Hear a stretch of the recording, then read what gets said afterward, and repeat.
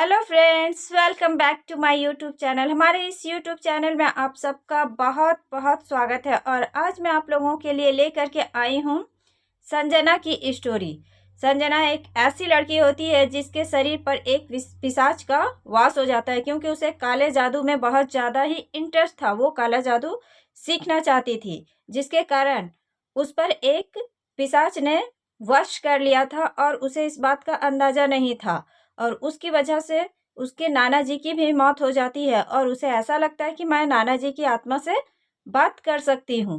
पर नाना जी के आत्मा तो नहीं उससे बात करती है। एक पिशाच जो था बहुत बुरा, वो उसके शरीर पर वश कर लेता है और उसकी नाना जी के मौत का कारण भी बनता है और उसे भी मारने वाला होता है। लेकिन उनके नाना जी की आत्मा ने उसकी रक्षा की। तो चलिए कहानी स्टार्ट करते हैं।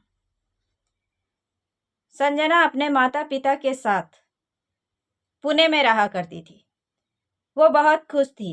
वो ग्रेजुएशन की पढ़ाई कर रही थी और पढ़ाई करते करते इधर वो ब्लैक मैजिक, काला जादू, तंत्र मंत्र की विद्या भी सीख रही थी, क्योंकि उसका इंटरेस्ट इसमें कुछ ज़्यादा ही था।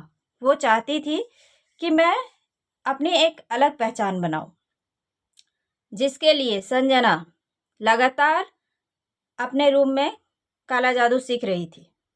एक दिन ऐसा होता है कि उसकी माँ रात के समय वहाँ से गुजर रही होती है और उन्हें संजना के रूम से कुछ आवाज़ें सुनाई देती है जो उन्हें काफ़ी वियर्ड और काफ़ी डरावनी लगती है।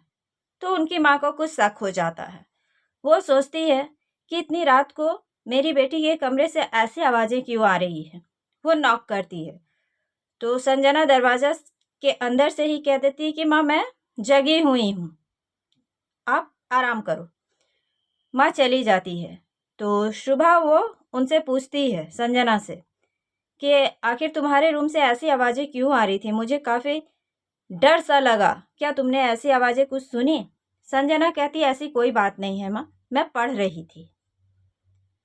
तो उनकी माँ को कुछ डाउट होता है। वो पूछती है, कुछ ऐसी बात है क्या? संजना ना में सर हिला देती है। वो कहती है, मैं कुछ सीख रही हूँ, मुझे कुछ विद्याएं सीखनी अच्छी लगती है, इसलिए मैं मंत्र पढ़ रही थी। उसकी माँ ने कहा कि ऐसी कोई मंत्र मत पढ़ना जिससे तुम्हारा नुकसान हो या इस घर का। संजना हाँ में सर हिला देती है और अपने कॉलेज चली जाती है। तो उसकी माँ उसके कमरे में जाती है और उन्होंने वहाँ पे देखा कि संजना कुछ काला जादू करने वाली चीज़ें वहाँ पे रखी हुई थी और कुछ बुक्स थी। तो वो थोड़ा शॉक हो जाती हैं। उन्हें ये सब चीज़ें अच्छी नहीं लग रही थी। जब संजना घर पे आती है और एक दिन संजना रात में सोई हुई थी, तब भी उन्हें ऐसा लगा कि मेरे घर में कोई चल रहा है। किसी के कदमों की आहट उन्होंने सुनी और वो जब बाहर निकल के देखती तो ऐसा कुछ भी नहीं था, जिसकी वजह से उसकी माँ बहुत ज़्यादा डर जाती है। उन्हें ये फीलिंग आने लगी थी कि इस तंत्र की वजह से मेरे घर में कुछ पैरानॉर्मल एक्टिविटीज़ जागृत हो रही हैं, जिसके लिए वो संजना से कहती है कि क्या तुम्हें कुछ चीज़ें महसूस होती है? हमारे घर में कुछ अजीब तरह की चीज़ें हो रही हैं। और वो उन्हें डांटती हैं कि तुम्हें अब से ऐसा कुछ नहीं करना है, या तो तुम इस पढ़ाई को रोक दो, इस तंत्र विद्या को सीखना रोक दो। तो संजना कहती है कि मैं ऐसा नहीं कर सकती, मुझे ये सब अच्छी लगती है, मैं इसमें ही आगे बढ़ना चाहती हूँ। तो उनकी माँ और उसके पापा ने ये डिसाइड किया कि अब इसे यहाँ रखना उचित नहीं होगा, क्योंकि जिस तरह से मैंने देखा है कि यहाँ पे कुछ पैरानॉर्मल एक्टिविटीज़ जो है वो हमारे घर में चक्कर लगा रही हैं। मुझे ऐसा परफेक्टली फील हुआ है, मैंने ऐसा फील किया है। संजना की माँ उसके पापा से कहती है और वो कहती है कि एक रात मुझे ऐसा लगा कि संजना छत पे बिखरे हुए बाल और अजीब उसका फेस बहुत ही ज़्यादा डरावना मैंने देखा। मैं ये सब चीज़ें अपने घर में नहीं होते हुए देख सकती हूँ।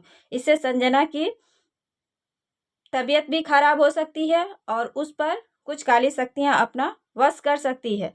तो उसके पापा ये निर्णय लेते हैं, डिसाइड करते हैं कि ठीक है, संजना अपने नाना जी की बात बहुत ज़्यादा मानती है, तो इसे नाना जी के घर ही भेज दिया जाए। और वो उन्हें कॉल कर देते हैं। तो नाना जी आते हैं, संजना को कहते हैं कि बेटा अब चल तू वहीं से पढ़ाई करेगी, और उसे अपने घर लेकर के चले जाते हैं। कहते हैं हमारा इतना बड़ा घर है, वहाँ कोई रहने वाला नहीं है। तो संजना खुशी खुशी चली जाती है, क्योंकि वो अपने नाना जी से बहुत ज़्यादा फ्रैंक थी। और जाते जाते वो नाना जी से कहती हैं कि मैं ये सब सीखती हूँ, जिसकी वजह से माँ ने मुझे यहाँ से आपके पास भेजे, तो मैं वहाँ भी ये सब सीखूंगी। नाना जी कहते देखता हूँ, अगर अच्छा लगे तो ठीक है, और नहीं तो जब मैं कहूँ तुम्हें ये सब चीज़ें बंद करनी होगी। संजना मान जाती है, कहती है ठीक है। तो जब वो नानी जी के पास जाती है, वो बहुत खुश होती हैं। एक दिन संजना अपने मंत्र को पढ़ रही थी, वो काला जादू सीख रही थी। उस पर सिद्धियां हासिल करने के लिए वो आत्माओं को बुलाया करती थी। वो आत्माओं को बुलाने के लिए एक घेरा बनाती है, और वो सीखने के लिए उसमें मंत्र पढ़ना चालू करती है। इसके बाद उनके नाना जी होते, जो सोए हुए थे अपने घर में, उन्हें अजीब तरह की हलचल सुनाई देती है। उनके कानों में मंत्र के साथ साथ किसी के हंसने की और किसी की रोने की आवाज़ सुनाई देती है। वो उठकर बैठ जाते हैं, और बैठने के बाद वो सीधा सीढ़ियों से ऊपर जाते हैं संजना के रूम में।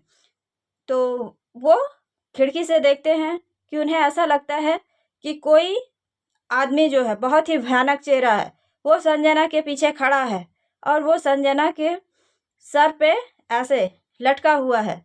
ये देख करके वो बहुत ज़्यादा डर जाते हैं, और उस संजना के बाल बिखरे हुए हैं, उनकी आँख लाल, पूरी की पूरी लाल हुई थी, और संजना को वो एक खून का गिलास दिया था पीने के लिए, और संजना उसे पी रही है। ये चीज़ देखने के बाद नाना जी काफ़ी शॉक हो जाते हैं, और वो बहुत बुरी तरीके से डर जाते हैं कि ये अजीब तरह की आत्माओं को बुलाया करती, ये आत्माएं अच्छी नहीं है, ये बहुत ही ज़्यादा भयानक आत्माएं हैं। वो इतना ज़्यादा डर जाते हैं कि वहाँ से वो बैग ले लेते हैं, और सोचते हैं कि मैं सुबह इसे मना कर दूंगा, ये सब चीज़ें तुम नहीं करोगी, ये सब चीज़ें गलत है। और जैसे ही वो अपने नीचे सीढ़ियों से आ रहे थे कि संजना के साथ जो आत्मा था, पिशाच था, जो एक बुरा आत्मा था, उसने उसके नाना जी को धक्का दे दिया। वो सीढ़ियों से गिर जाते हैं, और उनकी मौत हो जाती है। और सीढ़ियों से गिरते समय उनके मुंह से चीख निकल जाती है, तो नानी जी उठ जाती हैं, और वो दौड़ के आती हैं उनके पास, और वो देखती हैं कि यहाँ पे वो खून से लथपथ गिरे हुए हैं, और संजना बेहोश है सीढ़ियों पे, वो भी। तो वो उसे उठाती है, इन्हें भी उठाती है, लेकिन ये इनकी डेथ हो चुकी थी। अब जो होता है, संजना काफ़ी शौक होती है। उसे बहुत बुरा लगा था, क्योंकि उसे इस बात का एहसास नहीं था कि इनकी मौत का कारण मैं ही हूँ। संजना अब चुपचाप रहने लगी थी, और वो अपनी तंत्र शक्तियों से सोचती है कि मैं नाना जी से बात करूँगी, उन्हें बुलाऊंगी, उनकी आत्मा को। और वो ऐसा ही करती थी। वो नाना जी की आत्मा को बुलाती थी, लेकिन वो आत्मा नाना जी की नहीं होती थी, वो एक पिशाच की आत्मा थी, जो उससे बात करती थी। वो उसे बताता था कि तुम्हें इंसान का खून पीना है, जिससे तुम्हारी शक्तियाँ डबल हो जाएगी। और वो सोच रही थी कि ये हमारे नाना जी सलाह दे रहे हैं, और वो ऐसा करना चालू कर चुकी थी। और पहले भी वो एक बार ऐसा कर चुकी थी, क्योंकि उसे ऐसा लगा था कि मुझे अच्छी शक्तियाँ मिल रही है, मेरे अंदर बहुत ज़्यादा एक्टिविटी आ चुकी है, और अब मैं बहुत ज़्यादा सीख चुकी हूँ। इन शक्तियों से अब मैं कुछ भी कर सकती हूँ, मैं खुद को अमर कर सकती हूँ। वो अब बहुत ज़्यादा उत्सुक हो चुकी थी, और उसके अंदर जो था, वो इच्छाएं बहुत ज़्यादा जागृत हो चुकी थी। इधर क्या होता है, नानी की जी जब देखती है कि संजना जो है वो किसी से बातचीत नहीं करती है, वो चुप चुप रहने लगी थी। वो अपने कमरे में ज़्यादा रहती थी, और अपने तंत्र विद्या को ज़्यादा बढ़ाने की कोशिश करने लगी थी। नानी जी को ये फील हो जाता है कि संजना बहुत ज़्यादा सदमे में जा चुकी है। इसलिए उन्होंने ये सोचा कि मैं अपने घर में 2 और गेस्ट रख लेती हूँ। जो पढ़ने वाली लड़कियाँ होती हैं, उन्हें मैं अपने रूम में रख लेने से ज़्यादा बेस्ट रहेगा। संजना की दोस्ती होगी, और वो ये सब चीज़ें भूल जाएंगी। उसे अपने नाना जी की कम याद आएगी, जिसकी वजह से उन्होंने लोगों से संपर्क किया, और कहा एक रूम को मैं रेंट पे लगाना चाहती हूँ। एक जो थे एजेंट से वो संपर्क करती है। उन्होंने 2 लड़कियों को उनके पास भेजा, और कहा कि वहाँ पे जो रूम है वो आपको बहुत ही कम पैसे में मिलेगी, जहाँ से आपकी पढ़ाई आराम से हो सकती है। और वो घर बहुत ही अच्छा है, वहाँ पे बच्चे कोई नहीं है। तो वो दोनों लड़कियाँ वहाँ पे आ जाती हैं और संजना की नानी उनका स्वागत भी करती है और कहती है कि बेटा मैं पैसे इसलिए कम ले रही हूँ क्योंकि मैं चाहती हूँ कि संजना को एक फ्रेंड मिल जाए, तो प्लीज़ तुम लोगों का इतना ही काम है, मैं पैसे भी नहीं लूँगी अगर तुम उसके साथ अच्छे से बिहेव करो और उसके साथ घुल मिल जाओ। वो बहुत ज़्यादा सैड रहती है क्योंकि नाना जी की डेथ हो चुकी है। तो वो लड़कियाँ सोचती है ये तो अच्छी बात है और वो रहना वहाँ चालू कर देती है। और जब वो संजना से एक दिन मिलने के लिए जाती है उनके रूम में, तो संजना के भयानक रूप को देख करके वो बहुत ज़्यादा कांप जाती हैं। संजना उसे अजीब नज़रों से घूम रही थी, ऐसा लग रहा था कि उसे खा जाएगी। वो लोग फिर भी नॉर्मल होते हैं और संजना से कहते हैं कि हम लोग आपके घर में रहने के लिए आए हैं और आपके साथ हम बैठ सकते हैं, थोड़ी देर बात कर सकते हैं। तो संजना हाँ में सर हिला देती है। वो दोनों कहती है कि हम दोनों अब यहीं पे रहेंगे, तो क्यों ना हम तीनों फ्रेंड्स की तरह रहें। संजना नॉर्मली बिहेव नहीं करती है, वो कहती है कि ठीक है तुम दोनों खुद ही यहाँ से चली जाओगी। वो दोनों थोड़ा वियर्ड फील करते कि ऐसा क्यों बोल रही है।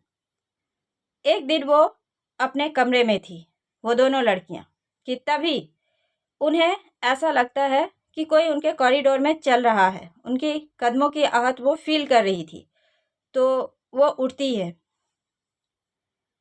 सोनी जो होती है वो उठती है और उठने के बाद वो झांकने की कोशिश करती है बाहर दरवाजे से।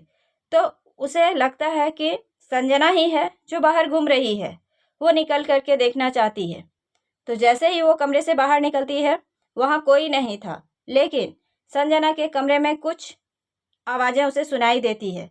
ऐसा लगता है कि वो किसी से बात कर रही थी। तो वो काफ़ी उत्सुक होती है। वो सोचती है वो किससे बात कर रही है। इसके लिए वो उसके दरवाजे तक पहुंच जाती है। लेकिन जैसे ही वो दरवाजे के पास पहुंच करके सुनने की और देखने की कोशिश कर रही थी, तो उसे हॉल से दिखता है कि संजना किसी के साथ बात कर रही है और वो नाना जी बोल रही। तो वो डर जाती है कि इसके नाना जी की तो मौत हो चुकी है, तो ये नाना जी से कैसे बात कर सकती है। और जैसे ही वो देखती है कि संजना कुछ पी रही है लाल टाइप्स का गिलास में, वो बहुत ज़्यादा डर जाती है कि अरे ये तो लग रहा है कि खून है। वो इतना डर जाती है, हड़बड़ा जाती है कि वो पसीना पसीना हो जाती है। और संजना जैसे ही उसकी ओर घूम करके देखती है, उसकी आंखें देख करके उसकी तो पूरी की पूरी हवा निकल जाती है। वो इतना ज़्यादा डर जाती है और कांपने लगती है। वो उससे वहाँ से हट नहीं पा रही थी दरवाजे के पास से। और संजना बहुत ही बुरी तरीके से उधर देख रही थी, लेकिन दरवाज़ा बंद था। तो सोनी सोचती है कि दरवाज़ा तो बंद है, वो मुझे नहीं देख पाएगी, मैं जल्द ही अपने कमरे के अंदर चली जाती हूँ। और वो वहाँ से जैसे तैसे वहाँ से हट जाती है और अपने कमरे में आकर के घुस जाती है। लेकिन संजना जो है वो उसे देख चुकी थी। सोनी अपने कमरे में घुस करके लॉक कर देती है और वहाँ पूरा काँप रही थी। उसकी सांसें जोर जोर से धड़क रही थी, धड़कन बहुत तेज हो चुकी थी उसकी। और इधर संजना वहाँ से निकलती है, उसके रूम के खुलने की आवाज़ उसे सुनाई देती है और निकलने के बाद वो आकर के इसके दरवाजे के पास खड़ी थी। लेकिन थोड़ी देर के बाद वो शांत हो जाती है और ये सोचती है कि क्यों ना मैं देख लूँ कि वो चली गई। और जैसे ही वो दरवाजा वहाँ खोलती, वहाँ एक भयानक सा पिशाच खड़ा था, जिसकी आंखें लाल लाल और बहुत ही डरावनी तरीके से वो उसे घूम रहा था। ये देखते उसने धड़ाक से दरवाजा बंद किया और उसके पैरों तले की जमीन खिसक गई। वो इतना डर गई थी जितना कि कहा नहीं जा सकता है। वो अब जोर से चीखने ही वाली थी कि उसके साथ सोने वाली रीमा की नींद खुल जाती है और वो कहती है कि तुम दरवाजे के पास क्या कर रही हो।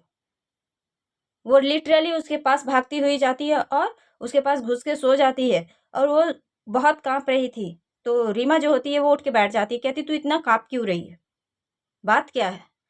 तो वो उसे सारी बात बताती है। अब रीमा भी डर चुकी थी। वो कहती है क्या ऐसा हो सकता है, क्या इस घर में ऐसा भी कुछ है। तो वो कहती है कि हाँ, संजना कोई नॉर्मल लड़की नहीं है। मैंने देखा कि वो खून पी रही थी, वो ग्लास में खून पी रही थी और वहाँ बगल पे एक पिशाच तो था, वो बैठा हुआ था। वो इंसान नहीं था, वो बहुत ही भयानक था, मैंने देखा अपनी आंखों से। ये सुनने के बाद रीमा बहुत डर जाती है। वो कहती है कि मैं सुबह ही ये घर छोड़ दूंगी और उनकी नानी जी को बताऊंगी। लेकिन जितना ये दोनों आसानी से बात कर रही थी, कि उतना ही जल्दी संजना को सब पता चल चुका था और वो ये दोनों के बात करते करते वो सडनली इसके रूम में आ जाती है और रूम में आते ही ये दोनों हड़बड़ा करके खड़े हो जाते हैं कि रूम तो लॉक है, फिर ये अंदर कैसे आई। और ये दोनों जैसे ही खड़े होते उसके बिखरे बाल और आंखें अजीब तरीके से गुस्से से लाल हो चुकी थी और इन दोनों को वो ऐसे पकड़ लेती है। कहती है कि अब तुम लोग यहाँ से जिंदा नहीं जा सकते हो, तुमने सब कुछ देख लिया और तुम सब समझ चुकी है, अब मैं तुम दोनों का खून पी जाऊंगी। वैसे भी मुझे इंसान का ही खून पीना है, तो अगला नंबर तुम्हारा ही है। और वो जोर से सोनी को पकड़ लेती है और रीमा को कहती है तुम्हारा नंबर कल आएगा, तुम यहाँ से जा नहीं पाओगी, मैं तुम्हें जाने नहीं दूंगी। और वो कांपने लगती है, कांपने छटपटाने लगती है और सडनली उसका हाथ वहाँ पे रखा हुआ था, ऊपर में एक लोटा टाइप का था जिसमें गंगा जल रखा हुआ था। सडनली सोनी का हाथ उससे जा करके टकरा जाता है और वो गंगा जल सीधे संजना के सर पे गिर जाता है। और इधर जो होता है रीमा की नज़र वहाँ पे रखे एक तस्वीर पे पड़ जाती है जो बजरंगबली की तस्वीर थी और वो ज़ोर ज़ोर से हनुमान चालीसा पढ़ने लगती है और वो इतना ज़ोर ज़ोर से पढ़ने लगती है कि रीमा अपने दोनों कान बंद कर लेती है, उसे छोड़ देती है। वो चीखने लगती है कि तभी पढ़ते पढ़ते पढ़ते पढ़ते वो तब तक पढ़ती रहती है जब तक संजना बेहोश हो जाती है और इधर सोनी थोड़ा नॉर्मल होती है और उनकी आवाज़ सुन करके उसकी नानी भी ऊपर आ जाती है। और ये सब देखने के बाद वो बहुत ज़्यादा डर जाती है और ये दोनों सारी बात उन्हें बता देती है। तो उनकी नानी सीधे एक पंडित जी के पास जाती है और जा करके वो उन्हें बुला के लाती है, उनसे झाड़ फूँक किया जाता है, उन्हें ताबीज़ दिया जाता है और उसे हॉस्पिटल में एडमिट भी किया जाता है। और उसके बाद नानी जी सीधा संजना को उसके माँ पापा के पास पहुंचा देते हैं और वो दोनों लड़कियां वो रूम छोड़ करके अपने घर चली जाती है। वो इतना ज़्यादा शॉक हो जाती है और इतना ज़्यादा डर जाती है कि वो कहती है कि अब भाड़ा जहाँ कम मिले वहाँ रुकना नहीं है, जहाँ ज़्यादा लोग रहते हो हम वहीं अपनी पढ़ाई कर लेंगे। उसके बाद से नानी जी भी वहाँ छोड़ देती है और वो उनके साथ ही पुणे में शिफ्ट हो जाती है। तो thanks for watching this story guys. आपको ये स्टोरी कैसी लगी प्लीज़ कमेंट्स करके ज़रूर बताएं और हमें आपके सपोर्ट की ज़रूरत है, तो हमें सब्सक्राइब ज़रूर करें ताकि मैं आगे बढ़ सकूं और आपके लिए नई नई स्टोरी ला सकूं। तो थैंक्स फॉर